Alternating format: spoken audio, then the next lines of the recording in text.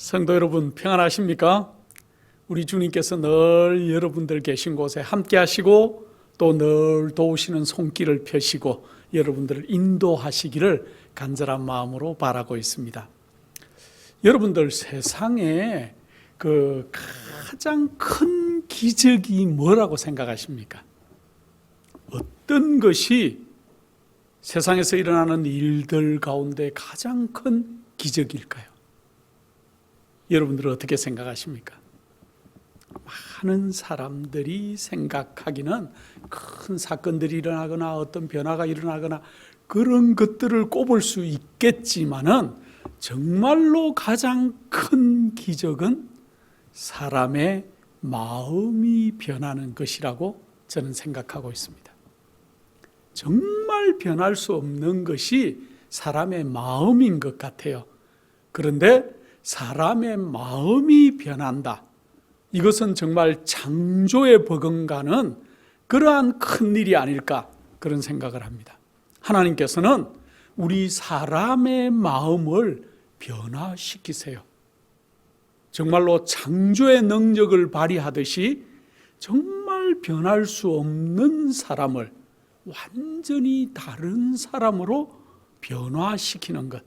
주님을 발견하고 내 인생이 전에 그렇지 않았는데 지금은 완전히 새 사람으로 변화되신 분을 여러분들은 혹시 여러분 주변에서 보신 일이 있으십니까?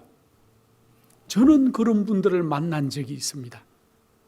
그분의 예전의 삶과 나중의 삶은 정말 예수님 만나기 전과 만난 후가 이분이 같은 분이 맞나 생각할 정도로 놀랍게 변화된 분들을 저는 제 인생에서 만나본 경험들이 있습니다. 여러분들은 어떻습니까? 그렇게 만나본 분들이 있습니까?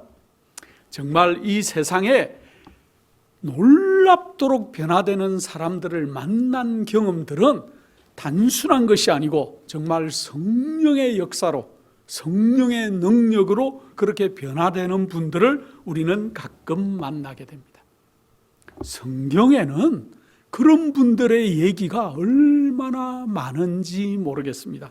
정말 이 창조의 능력에 버금가는 그러한 일들, 그런데 앞으로 우리가 지금 재림 직전에 살고 있는 우리들 속에 세상이 뒤흔들릴 것 같은 이러한 사건들이 일어날 것이라고 성경은 다시 한번 얘기하고 있습니다.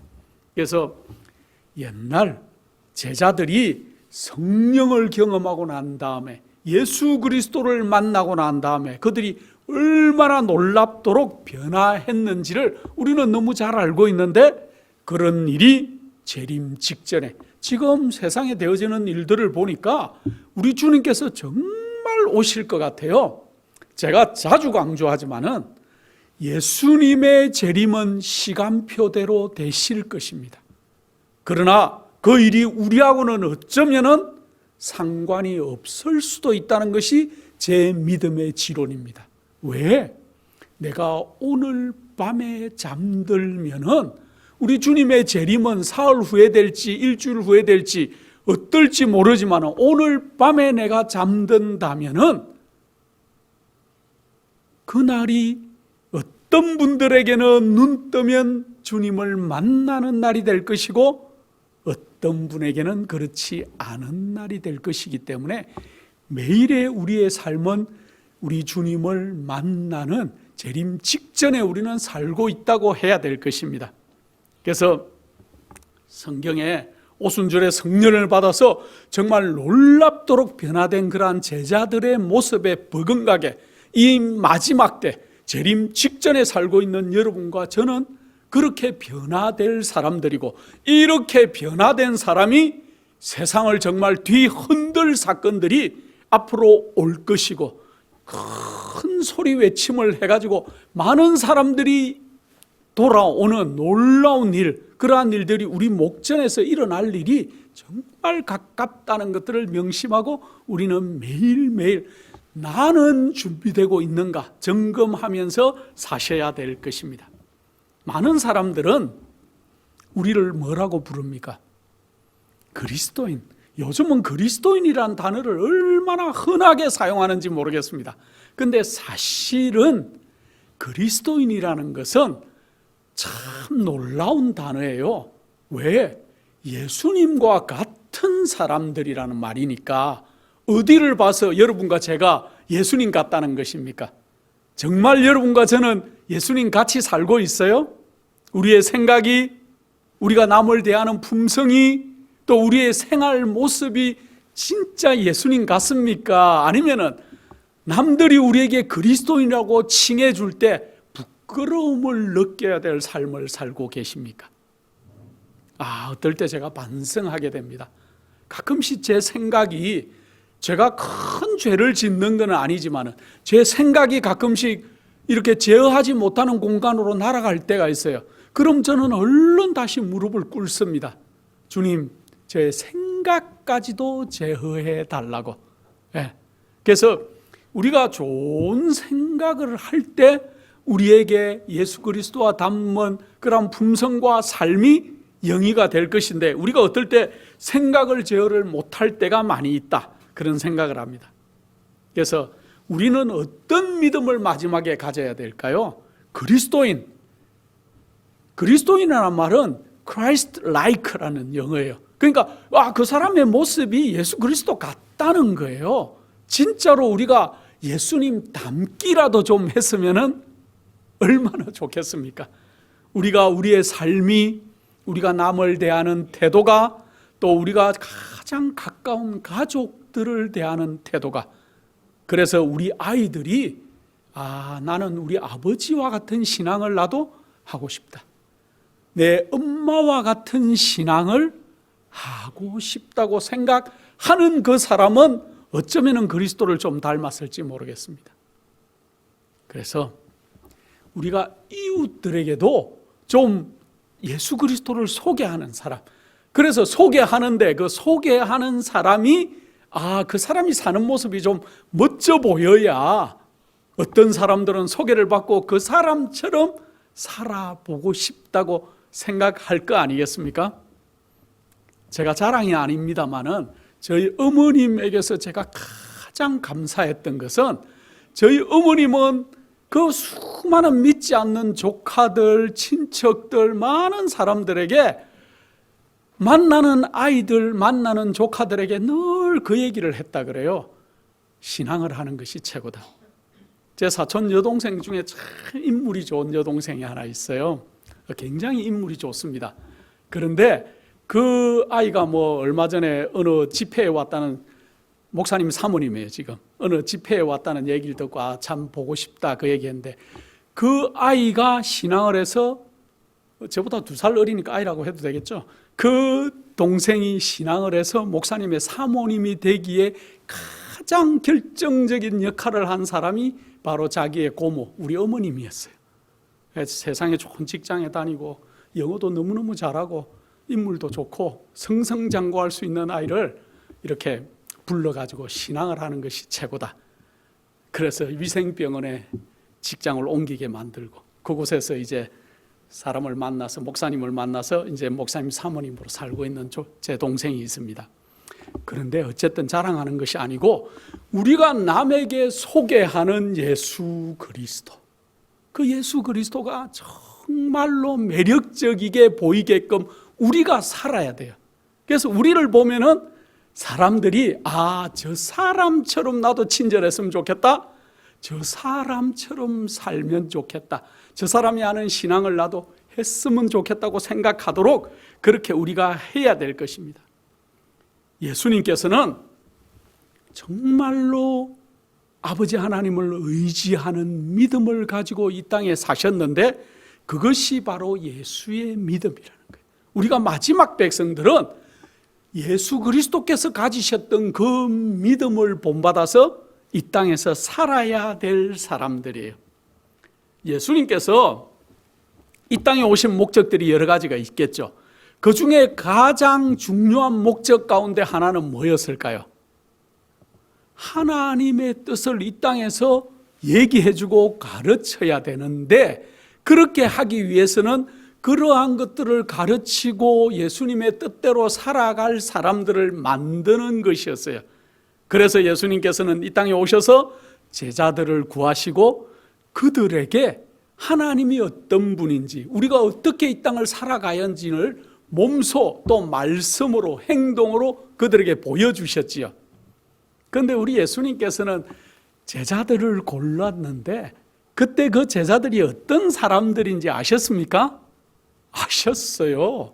그들이 대부분은 어떤 사람들입니까?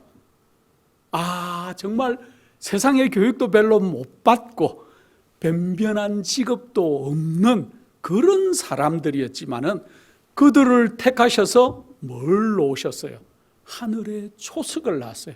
그 사람들을 통해서 복음이 세상에 전해지도록 그들을 잘 쓰시고 교육시키고 양육시키는 일을 우리 주님께서 이 땅에서 하셨는데 그 제자들에게 어떤 사람이 되라고 얘기하십니까? 그들이 보고 들은 대로 좀 사는 사람들. 오늘날 그리스도인들이 듣는 게 너무 많아요. 읽은 것도 너무 많아요. 그런데 문제는 그렇게 살지 않는다는 것입니다. 읽은 대로 사는 사람, 또 본 대로 사는 사람, 그러한 사람이 얼마나 이 땅에 많을까요? 제가 오늘 아침에 여담입니다만은 오늘 아침에 이제 제가 예배를 드리고 잠언을 한 10장까지 읽었습니다. 잠언을 읽어보는데 그 잠언을 읽어보면 6장, 7장에 가면은 젊은이들에게 아주 조심하라는 내용들이 많이 나와요. 특별히 음행을 조심하고 행동을 조심하고 어떻게 하고 많이 나오는데 그래서 제가 그 생각을 했습니다. 지금부터 벌써 한 2500년 이상 3000년 전에도 지금과 똑같은 젊은이들을 걱정하는 어른들이 있었구나, 또 지혜자들이 있었구나 그런 생각을 하면서 오늘날도 마찬가지다. 주님께서 우리를 어떻게 살아가기를 원하시는지를 여러분들이 아셔야 될 것이고, 그렇게 정말 우리가 그리스도인이라면 우리가 보고 들은 대로 살 수 있어야 될 것입니다. 그게 쉬운 게 아니에요. 굉장히 어렵습니다.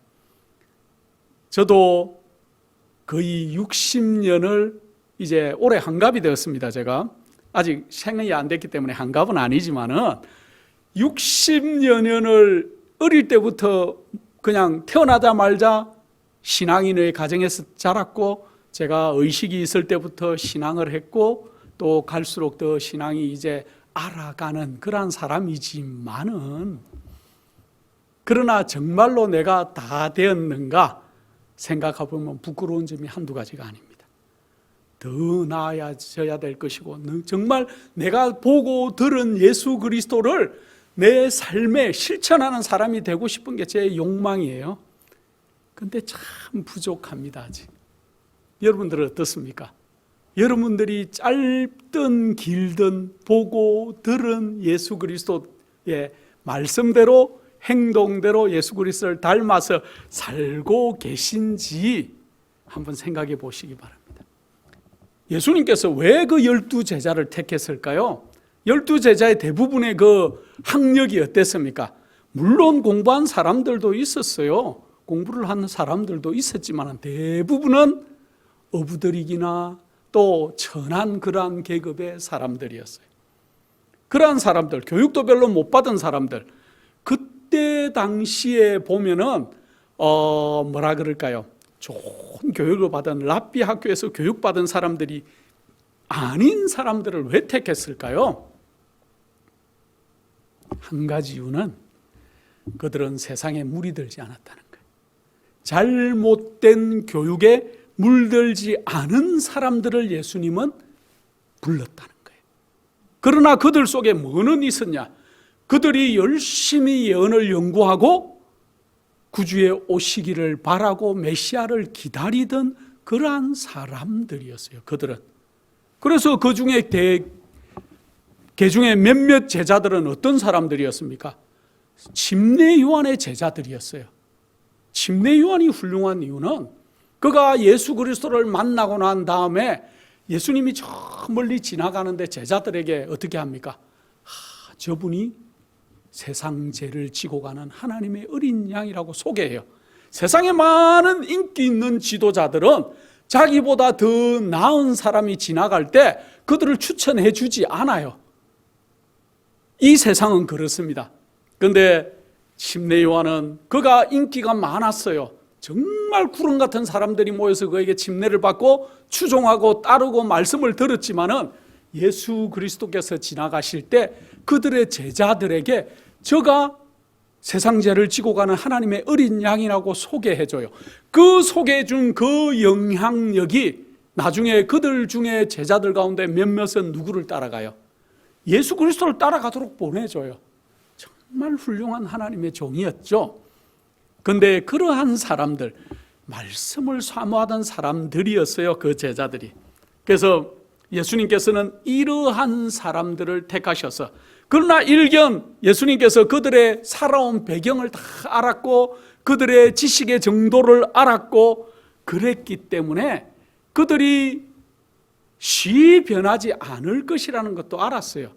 그들이 이해력이 떨어지는 사람들일 수도 있고 그들이 살아온 것 때문에 예수를 쉬이 받아들이고 변화되지 않을 것들도 예수님은 알고 있었고 오래 걸릴 것도 알았을 것이고 나중에 어떤 사람들은 다 예수를 버리고 도망갈 것도 알았지만은 그러나 예수님께서는 그들을 부르셔서 가르치고 손수 가르치셨어요. 3년 반을 그들이 예수님을 착 따라다녔지만 3년 반 동안 주님께서는 놀라운 가르침과 놀라운 행동과 남들을 사랑하는 모습을 보여줬다는 거예요. 그런데 많은 제자들이 예수님께서는 어떻게 될 것이다 그렇게 얘기를 다 해줬지만 그들이 이해했습니까? 이해하지 못했어요. 예수님이 어디에 달릴 때까지, 십자가에 달릴 때까지도 그들은 이해를 못했어요. 십자가에 불과 달리기 얼마 전에도 예수님께서는 뭐라고 얘기합니까? 내가 이제 조금만 있으면 어떻게 되겠다? 잡힐 것이고 십자가에 달릴 것이고 그러고 난 뒤에 사흘 만에 부활할 것이라는 얘기까지 해줬지만은 그들의 귀에는 그 얘기가 들리지 않았어요. 왜? 그들이 생각하는 우리 주님은 정말로 이 로마의 압제에서 그들을 구원할 영광의 왕으로 오시는 분으로 알았어요. 그래서 그들은 무슨 계획들을 가지기 시작했습니까? 예수님께서 이 나라의 왕으로 취임하시면은 나는 뭘 할까? 오죽하면은 세베대의 두 아들들에게는 그 어머니가 뭐라고 부탁합니까? 하나는 오른쪽에, 하나는 왼쪽에, 소위 말하면 옛날 같으면 영의정 좌의정 시켜달라는 건 아닙니까? 그래서 성경에 많은 제자들의 얘기가 나오지만 영감의 글에는 어떤 챕터가 나오냐 하면은 누가 크냐 하는 챕터가 있어요.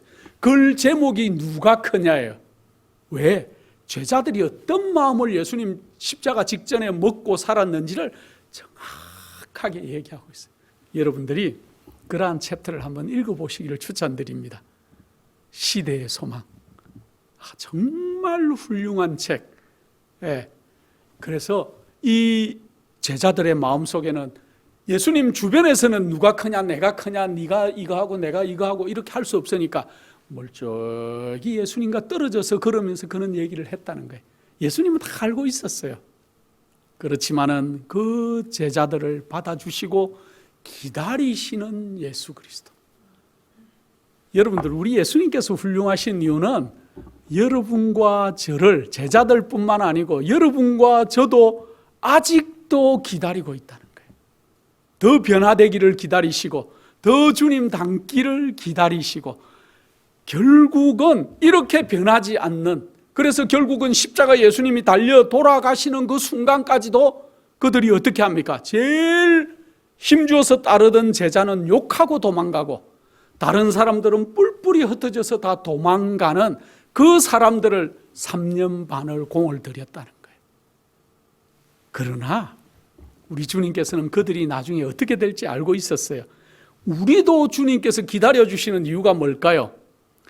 아직은 정말 완벽하게 변화되지 않은 우리들을 기다리시는 주님. 왜? 우리가 변할 것을 알기 때문에.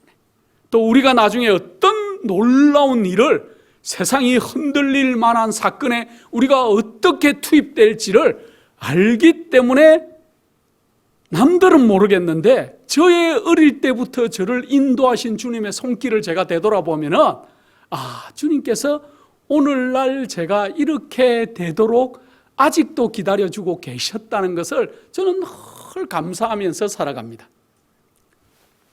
예수님께서 그런 사람들, 뿔뿔이 흩어지고 예수님 욕하고 돌아설 그러한 사람들도 기다리시다가 이제 부활하시고 잠깐 하늘에 가서 인사하시고 내려오시고 난 다음에 40일 동안 다시 나머지 공부, 집중 교육을 또 하세요. 그렇게 하고 난 다음에 이제 마지막에 하늘로 승천하시면서 어떻게 합니까?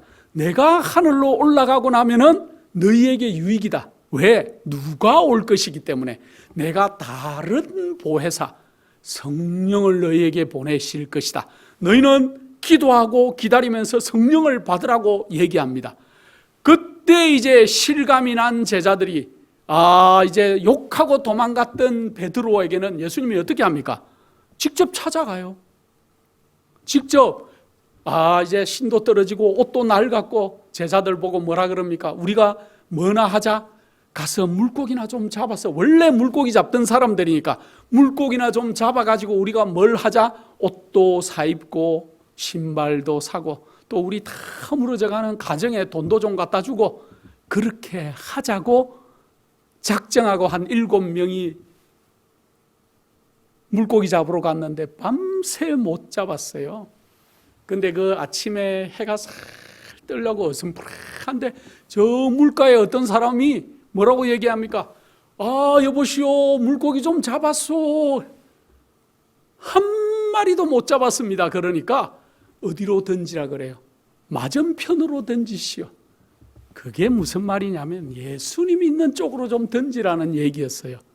그럴 때 그물이 찢어지도록 고기를 잡았는데 문제는 베드로가 가만 쳐다보니까 물가에서 얘기하는 분이 누구 같아요? 자기가 욕하고 부인하고 떠났던 그 선생님 같아요. 베드로가 훌륭한 점은 그거예요. 비록 욕하고 성질 사나웠지만은 그가 주님을 발견하면은 목숨을 버리지 않고 물가에서 뛰어들었다는 거예요. 그 폭풍 치는 날, 또 예수님이 저기 보이니까 자기도 좀 걸어가게 해달라고 하던 그 대담한 용기가 그날 아침에도, 그 미명 새벽에도 그가 물로 뛰어들어서 예수님께 다가가는 베드로. 할 말 하나도 없죠. 다가는 갔는데 너무나 반가운데 그가 3번이나 부인했는데 마지막엔 욕까지 했으니 그 선생님을 만난 예수님 앞에서 뭐라고 할 말이 있겠습니까? 고개 푹 숙이고 있는 베드로에게 베드로가 3번 욕했으니까 우리 예수님께서는 다른 사람들 다 있는 데서 다시 체면을 세워주는 예수 그리스도. 네가 나를 사랑하느냐? 그러면 내 양을 먹이라. 또 제가 그렇게 하겠습니다. 또 얘기해요. 또 3번 얘기하고 3번 부인했기 때문에 3번 체면을 세워줘요. 그 다음부터 베드로는 완전히 달라지죠. 예수님께서 승천하시고 난 다음에 여전히 변화되지 않았지만 그들의 앞으로의 그들을 통해서 이 예수 그리스도의 복음이 어떻게 전파될지를 주님은 보시고 그들을 기다리셨죠. 그래서 우리 예수님께서 그렇게 하실 때 그 변하지 않는 제자들을 위해서 예수님께서는 십자가에 달려 돌아가기 전까지도 어디 가서 겟셋마네에 가셔서 눈물을 흘리면서 기도하셨어요. 여러분도 변화되지 않는 사람이 여러분 주변에 있거든. 어떻게 해야 될까요? 열심히 기도해야 돼요. 제가 가끔 얘기하지만은 제가 30년 기도했는데 어떤 일이 이루어졌어요. 어마어마한 불교 신자가 이제는 예수 그리스도를 받아들이고 침례를 받으시고 지금은 매일매일 교회 가는 게 너무 좋아서 매일 저하고 통화하면은 교회 가는 게 얼마나 좋은지를 얘기하세요. 제가 작년 한국에 한번 다녀왔었는데 그때 잠깐 만나 뵀는데 그분이 이렇게 하시더라고요. 저기 교회가 보이네 이래야 되는데 저보고 여보게 우리 교회가 저기 있네. 평생을 불교 신자시였는데 이제 침례를 받으시고 우리 교회라고 표현하실 때 제가 얼마나 좋았는지 모르겠습니다. 이 제자들이 성령을 받고 그들의 행동이 완전 변해요. 변하기 전에 베드로는 어떤 사람이었습니까? 단순하고 그렇지만 솔직한 사람이었지만은 행동을 바로바로 옮기는 그런 사람이었어요. 그래서 어떻게 합니까? 대제사장의 종들이 예수님을 잡으러 왔을 때 저는 아무리 생각해봐도 어떤 사람이 밉고 싫다고 바로 칼을 꺼내서 누구의 귀를 자르는 사람이 요즘 세상에 있을까요? 아무리 내 선생님이 좋아도. 여러분은 그렇게 하실 수 있어요? 여러분의 담임 목사님, 너무 훌륭한 예를 들어서 담임 목사님이 있다고 칩시다. 그 목사님을 위해서 누가 그 목사님을 비난하고 잡으러 오면은 칼을 꺼내가지고 나무 사람 귀를 자르는 사람이 요즘도 못 봐요. 베드로는 그런 사람이었어요. 정말로 억제할 수 없는 기질, 주의성도 없었고 성화되지도 못한 성질, 막 일이 있으면 바로 뛰어드는 사람. 그러다 보니까 나중에는 예수님을 어떻게까지 합니까? 3번이나 부인하게 되는, 자기도 모르게 부지불식간에 그런 사람이었지만 그가 변화하고 난 다음에는 어떤 사람이 돼요? 오순절에 성령을 받고 난 다음에 그 다음에 이제 예수님을 전도하다가 감옥에 가요. 요한하고 같이 감옥에 가가지고 매도 맞고 다 했지만은 그가 참지요. 예수 그리스도를 위해서. 그리고 모든 것을 포기하고 자기를 부인하고 하나님을 전적으로 의지하는 사람이 되었습니다. 그래서 나중에 변화된 베드로는 정말로 우리 주님의 그러한 놀라운 그러한 부목사로서 그들의 그 교우들을 얼마나 잘 돌봤는지 모릅니다. 베드로가 얼마나 영적이었으면은 어떤 사람이 설교하는데 하루에 3,000명이 회개하고 침례를 받는 역사가 오늘날 일어나는 걸 보셨습니까? 세상에 유명한 목사들이 많아요. 미국에도 빌리 그레함 목사님도 계셨고 한국에 조용기 목사님도 있고 뭐 여러 훌륭하다고 하는 목사님들이, 유명한 목사님들 많았죠. 그런데 노방에서 전도하니까 하루에 3,000명이, 또 나중에는 또 성전에서 5,000명이 그렇게 돌아오는 사건들, 안전뱅이를 일으키고 또 많은 기적들을 일으키는 놀라운 그러한 사람들이 되었죠. 나중에는 베드로는 이방인들에게 최초로 전도한 그러한 사도로 기록이 되죠. 고넬료에게, 백부장 고넬료에게 그가 전도하고, 가기 싫었어요. 가이사랴에 있는 백부장에게. 그런다 예수님께서 이렇게 환상을 보여주시고 가서 전도하라고 할 때 그가 가서 전도해서 놀랍도록 그렇게 전도하는, 이방인에게 전도하는 그러한 역사가 일어나죠. 나머지 마지막에는 소아시아에 가가지고 열심히 전도했습니다. 그러다가 나중에 잡혀가지고 어떻게 합니까?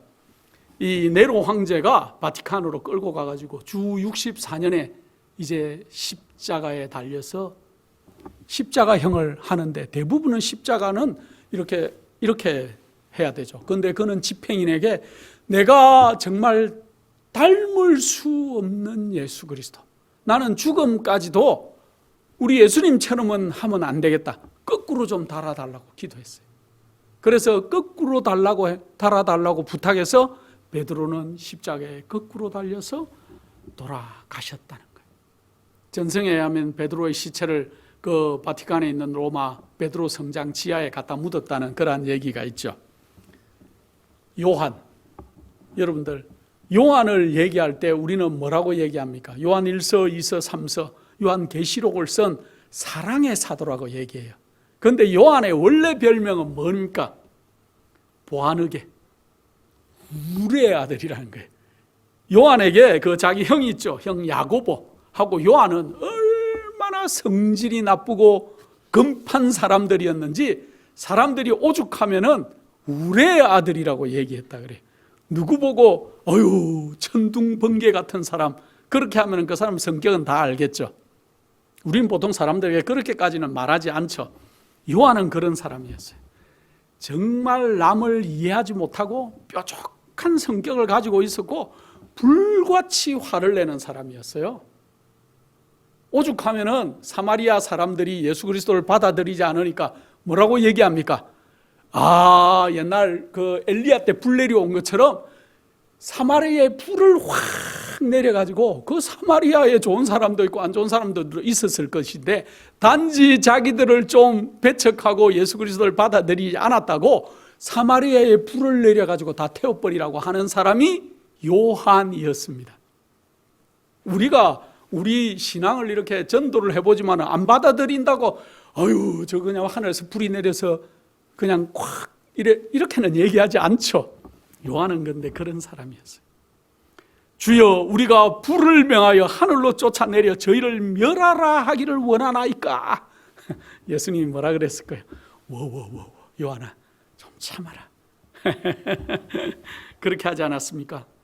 정말 성질이 악했고 복수심도 많았고 분노하는 정신을 가지고 있었고 비평을 잘하고 자존심이 굉장히 세고 거기다가 더해가지고 첫째가 되고자 하는 성질을 가지고 있었어요. 그래서 예수님 늘 있으면은 예수님 옆에 기대 가지고 누웠는 제자도 요한이에요. 그런데 나이도 제일 어렸어요. 그래서 그러한 요한이 예수 그리스도를 딱 만나고 나니까 어떻게 됐습니까? 변하기 시작했습니다. 우레 같은 사람이 나중에 누구의 무슨 사도? 사랑의 사도. 그가 성령을 받고 예수 그리스도를 진정으로 만나고 나니까 예수님에게서 한 얘기들, 예수님의 모습, 예수님이 사람을 대하던 모습, 하늘의 온기를 느끼기 시작하니까 변하기 시작했어요. 그래서 그의 삶과 모든 생각이 예수 그리스도를 닮기 위해서 노력하는 사람이 되었어요. 예수님께서 나타나는 권능, 친절, 위엄, 온유, 그리고 능력과 인내를 보면서 그가 경탄에 맞지 않으면서 그는 매 순간 예수 그리스도를 바라봄으로 변화되었다. 우리도 마찬가지예요. 여러분들 변하지 않은 것들이 있죠. 그럴 때 예수 그리스도를 바라보면서 우리가 좀 변하는 사람들이 되면 좋겠습니다. 불쑥불쑥 올라오는 우리의 성격들, 그럴 때 아차 싶으면 다시 어떻게 해야 될까요? 예수 그리스도를 붙잡고 또 바라보고, 그래서 매일 바라보던 그 예수님이 우리 요한을 변화시켰어요. 정말 자존심이 셌는데 그가 겸손해졌습니다. 그래서 마지막에 복음 저자들 이름을 보면은 그들은 다 자기 이름을 적어요. 마태, 마가, 누가. 근데 요한은 한 번도 자기 이름을 거기다가 밝히지 않아요. 5번이나 뭐라고 얘기하냐면 자기를 소개할 때 예수님을 사랑했던 제자, 예수님이 사랑했던 제자, 이렇게 5번 기록합니다. 그리고 복음서에 보면은 요한이 쓴 사랑이라는 단어가 그가 쓴 복음서에 50번 나와요.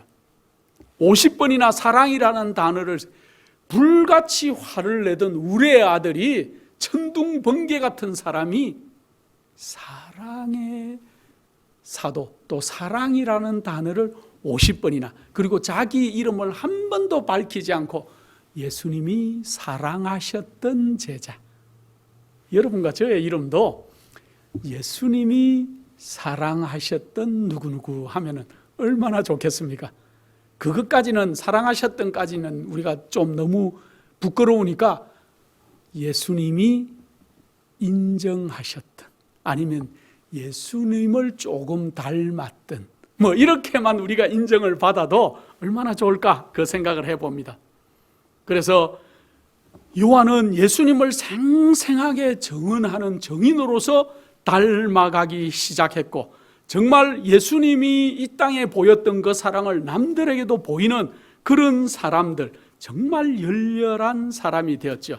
그래서 나중에 요한은 어떻게 합니까? 마지막에 헤롯 아그리빠가 나중에 이 사람을 어디까지 보내요? 소아시아로 피해가지고 소아시아로 그렇게 가는데, 나중에 도미티안 황제 때 그 황제가 얼마나 요한이 미워가지고 사람을 끓는 기름 가마니에 집어넣으면 어떻게 될까요? 여러분들 기름에 한번 데워본 적이 있습니까? 세상에 제일 아픈 것 가운데 산고의 고통이 제일 아프다는데, 우리는 남자니까 산고의 고통이 얼마나 아픈지는 모르겠습니다. 그런데 통계적으로 나와 있는 아픔을 이렇게 하면은 화상을 당할 때 제일 아프다 그럽니다. 이렇게 막 태움을 당하든지 화상을 입든지, 저는 화상을 당해본 경험은 없지만 어릴 때 아버지하고 휴가 갈 때마다 햇볕에 수영 너무 많이 하다가 덩어리가 빨개져 가지고 그 갔다 오면은 늘 따갑고 아리고, 그래서 아마 그것도 한 1도나 2도 화상 정도는 되는 것 같아요.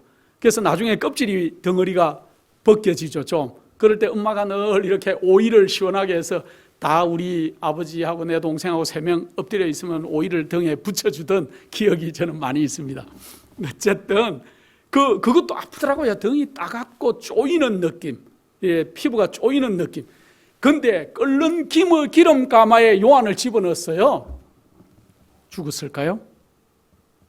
하나님이 요한이 해야 될 일이 있었어요. 요한의 장래에 뭘 해야 될지를 주님께서 아시기 때문에 그 끓는 기름 가마에 집어넣는데도 요한은 죽지 않습니다. 그래서 할 수 없어서 어디로 추방을 합니까? 밤모섬으로 추방하고, 그가 거기서 정말 은혜롭게 우리 예수 그리스도를 만나고, 어느 안식일에 그가 요한 계시록을, 놀라운 그러한 기록을 하는 것들을 볼 수 있죠. 예수님의 제자들 가운데는 정말 매사에 꼼꼼하고 정확한 세리, 마태도 있었고, 또 열심당원, 정말 열심당원이었던 이 로마의 권력을 너무너무 싫어하는, 요즘 말하는 대목군 그러한 시몬도 있었어요. 그리고 겁은 많고 소심했던 도마도 있었고, 여러 사람들이 있었지만은, 우리 예수님께서는 이 모든 사람이 꼭 같은 사람은 아니었지만은 그들의 모든 개인의 특성과 재능을 아셨기 때문에 그들을 각자 쓰셨다는 거예요. 우리도 마찬가지예요. 사람을 볼 때 모두가 같아지라고 얘기하면 안 될 것 같습니다. 우리 주님께서 우리의 각자의 재능과 특징과 어디서 그가 성장하고 나왔는지를 알고 우리를 인정해 주듯이, 우리도 우리 주변에 있는 사람들에게 인정하고 기다려주고 그가 발전되기를 바라고 기다려줄 줄 아는 그러한 그리스도인들이 좀 되면 좋겠습니다. 예수님의 그 제자들 가운데 안드레는 나중에 소아시아, 헬라 소아시아에서 전도하다가 십자가에 그냥 달린 것도 아니고 X자로 달려서 돌아가셨어요. 그가 고통받으면서 죽기를 원해가지고 그 사람들이 이 원래는 못을 박아가지고 일찍 죽도록 창을 지르든지 예수님처럼 해지기 전에 빨리 하고 시체를 끌어내기 위해서 그렇게 했는데, 이들은 이 안드레가 너무 미워가지고 밧줄로만 꽁꽁 묶어가지고 십자가에 달았는데 안 죽어요. 3일이 될 때까지도. 그래서 나중에 어떻게 한다고요? 이 빨리 죽으라고 이 X자로 십자가를 땅에다가 묻어서 그렇게 순교하도록 만들었어요. 그러나 그 안드레는 십자가에 달려 있으면서도 전도했다 그래요. 우리가 그런 신앙을 좀 가질 수 있을까요? 도마, 겁이 많고 막 그랬지만은 이 도마가 메데, 페르시아 또 인도까지 가가지고 전도하다가 창에 찔려가지고 몸이 관통이 돼서 순교했어요. 우리는 참 이런 걸 들으면은 끔찍하죠. 그런데 나중에 우리가 정말로 변화되면은 예수님 재림 직전 지금 살고 있는 우리가 정말로 세상이 흔들릴 만한 그러한 일들을 우리도 하게 될 것입니다. 이 빌립은 터키에서 전도를 했는데 특히 그 사람들이 뱀을 섬기는 사람들, 뱀을 우상시하는 그러한 이 종족들에게 전도를 열심히 해서 기독교로 개종을 많이 시켰어요. 자, 그런데 이 뱀을 섬기던 그러한 그 사람들을 조종하는 제사장들과 지도자들이 많은 사람들이 기독교로 개종하니까 어떻게 할까요? 이 돈벌이가 안 돼요. 그래서 화가 나서 나중에 심하게 그렇게 채찍질을 하고 빌립을 십자가에 달아서 순교하게 그렇게 했습니다. 그 다음에 나다나엘, 바돌로메라 그러죠. 그 전성에 하면 아르메니아까지 가가지고 그는 전도하다가 순교를 당했는데 이 이교 사제들이 이 바돌로메가 얼마나 미웠는지 그를 산채로 가죽을 벗겼다 그래요. 예전에 뭐 인디안들이 이렇게 자기들을 이래 침범하거나 그러면은 그게 겁을 주기 위해서 사람 얼굴에 가죽을 벗겼다는 그런 아메리칸 인디안들의 얘기들은 우리가 알고 있지만은 정말 산 사람을 가죽을 이렇게 벗겼다. 우리가 하늘에 가면은 바돌로메를 만나게 될 것입니다.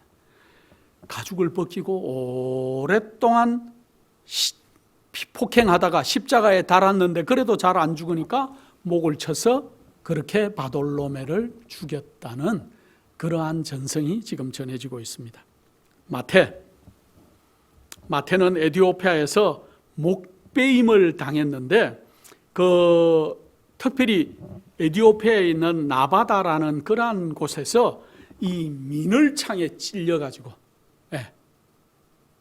그 민을창이 뭐냐면 여러분들 가끔 이렇게 뭐 전쟁 영화나 이런 거 보면 창이 이렇게 삼지창이라 그러죠. 창 끝이 세 갈래로 갈라져 가지고 그렇게 찌르는 창이 있어요. 그 창들, 그런 것들을 말하는데 거기에 찔리고 목베임을 당했다. 그런 전성이 전해져 오고 있습니다.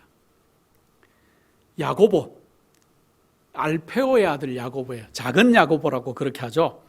이 야고보는 블레셋과 애굽에서 전도하다가 이 너무 미움을 받아가지고 나중에 그 사람들이 이제 이 예루살렘 꼭대기에 가가지고 이 야고보를 밀었어요. 떨어뜨려서 죽이고자.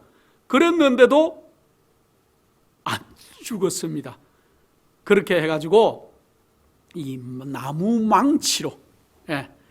망치로 머리를 때려가지고 이 작은 야고보를 죽였다는 그러한 전성이 전해지고 있는데 그때가 94세 정도 됐다고 그렇게 얘기합니다.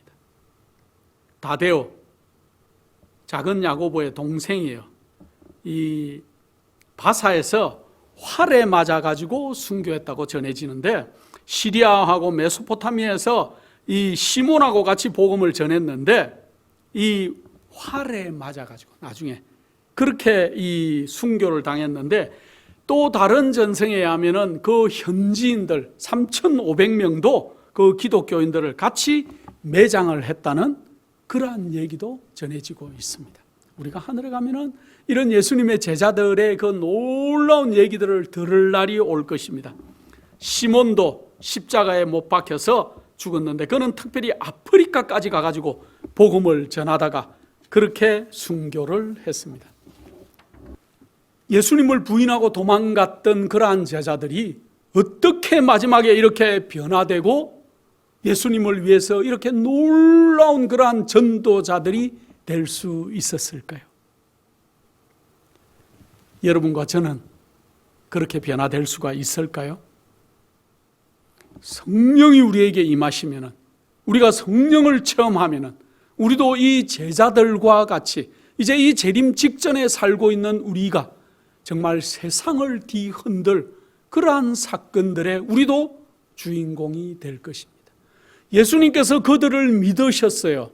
그들이 정말 정말 변하지 않았지만은 그들이 마지막에 어떻게 주님을 위해서 이 땅에서 살 것이고 복음을 어떻게 이 땅에 전할 것인지를 아셨기 때문에 그들을 기다리셨던 것과 마찬가지로 오늘 우리 주님께서 여러분과 저를 기다리고 계시다는 것들을 기억하시고 우리도 이들처럼 변하기 위해서 매일 성령을 간구하시고 정말 우리가 마지막에 변하면은 세상이 뒤흔들릴 놀라운 외침을 우리가 하게 되는 그러한 믿음의 백성들, 하늘의 정인들이 우리가 될 것입니다. 그래서 예수 그리스도께서 어떤 분이고 어떻게 우리가 살아서 우리가 어떤 생활을 해서 우리가 어떤 품성을 보여서 예수 그리스도를 이 땅에 소개해야 될지 그 사명감으로 똘똘 뭉쳐서 매일 노력하시고 기도하시고 연구하시는 믿음의 백성들이 다 되시기를 간절한 마음으로 축원합니다. 거룩하신 아버지 하나님, 우리 주님께서 문 앞에 당도했음을 느끼는 때 우리가 살고 있습니다. 참 부족하지만은 저희들을 쓰셔서 옛날 오순절 능력받고 주님을 위해서 살았던 제자들과 마찬가지로 이 재림 직전에 우리도 주님을 위해서 살아갈 수 있도록 도와주시고 우리에게 힘을 주시고 능력을 주시며 우리가 체험한 예수 그리스도를 우리가 남들에게 전하는 믿음의 백성들이 다 되도록 우리를 도우시기를 예수 그리스도의 이름으로 기도드립니다.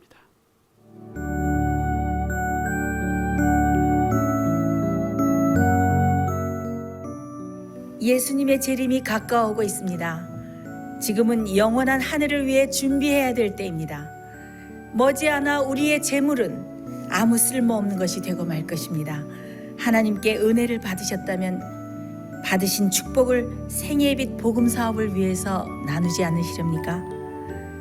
헌신하시는 성도님들의 손길에 하나님께서 후히 갚아주실 것입니다. 후원해 주시는 모든 성도님들께 감사드립니다.